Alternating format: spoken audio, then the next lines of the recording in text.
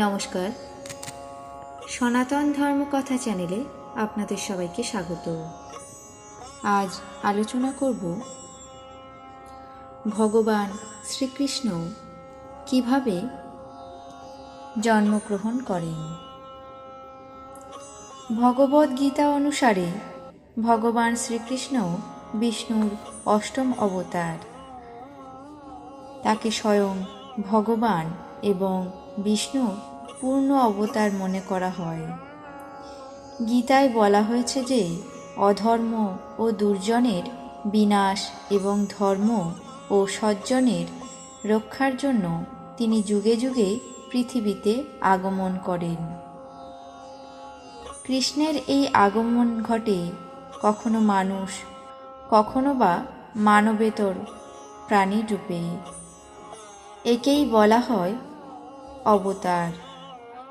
হিন্দু পুরাণ অনুসারে আজ থেকে প্রায় 5200 বছর আগে দ্বাপর যুগে যখন রাজা কংসের অত্যাচারে চারিদিকে অরাজকতা, নৃশংসতা, নিপীড়নে মানুষ জর্জরিত ছিল, সেই সময়ে বসুদেব ও দেবকীর ঘরে ভূমিষ্ঠ হন ভগবান কৃষ্ণ অবতার। পৌরাণিক কাহিনী মতে কংসের ভগিনী দেবকীর অষ্টম সন্তানের হাতে নিজের বিনাশের দৈববাণী শুনে কংস সর্বদাই আতঙ্কে থাকত। ফলে সে তার বোনের গর্ভে সদ্য ভূমিষ্ঠ প্রতিটি সন্তানকেই নৃশংসভাবে হত্যা করে। তবে গর্ভ স্থানান্তরিত করায় রোহিণীর গর্ভে জন্ম নেয় দেবকীর সপ্তম সন্তান বলরাম। সবশেষে অধর্মের বিনাশ ঘটাতে জন্ম হয় শ্রীকৃষ্ণের। তবে তার প্রাণ রক্ষার্থে ভগবান বিষ্ণুর নির্দেশ অনুসারে বসুদেব কৃষ্ণপক্ষের সেই ভয়ঙ্কর প্রলয়ের রাতে সদ্য ভূমিষ্ঠ সন্তানকে মা যশোদার কাছে রেখে আসেন। পাশাপাশি মা যশোদার কন্যাকে নিয়ে আসেন কংসের কারাগারে।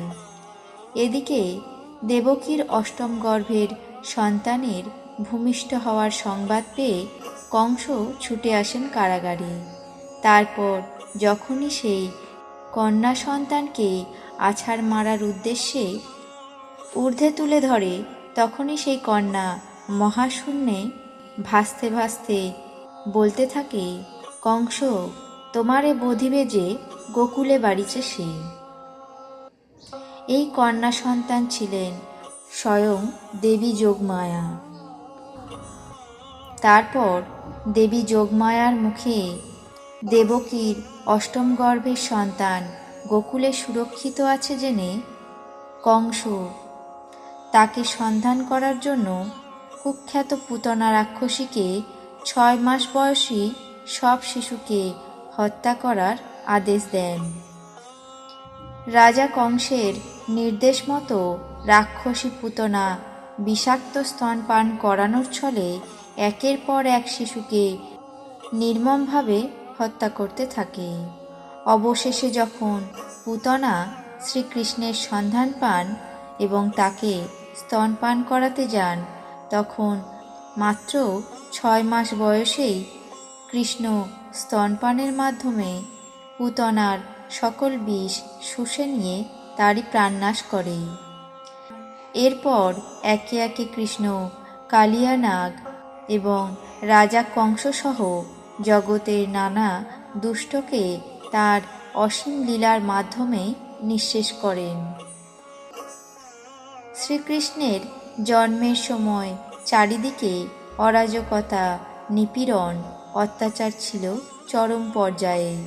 মানুষের স্বাধীনতা বলে কিছু ছিল না।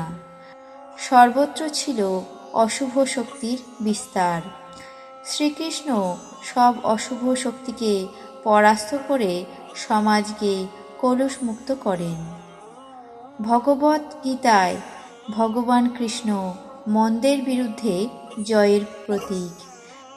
তিনি নিজেই উল্লেখ করেছেন, যখনই পৃথিবীতে মন্দের উত্থান ঘটে এবং ধর্মের অবনতি ঘটে, তখন তিনি মন্দের বিরুদ্ধে লড়াই করার জন্য পুনর্জন্ম লাভ করবেন এবং মানুষকে সঠিক পথে নিয়ে যাবেন। জন্মাষ্টমী অশুভের উপর শুভ বুদ্ধির জয় হিসাবে পালন করা হয়ে থাকে। এই ছিল শ্রীকৃষ্ণের জন্মকাহিনী। আপনাদের কেমন লাগলো তা অবশ্যই কমেন্ট বক্সে জানাবেন। চ্যানেলটিকে সাবস্ক্রাইব করবেন, লাইক করবেন, শেয়ার করবেন। ধন্যবাদ।